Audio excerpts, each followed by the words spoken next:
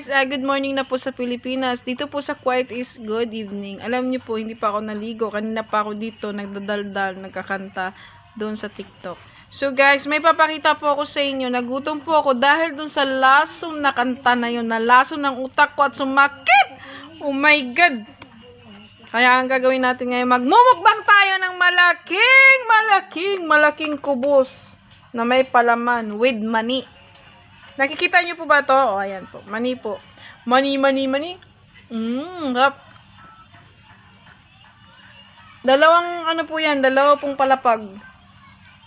So, try po nating mukbangin to kung mauubos ko. Pag naubos ko to, swerte ko talaga. Mayroon ako 1 million.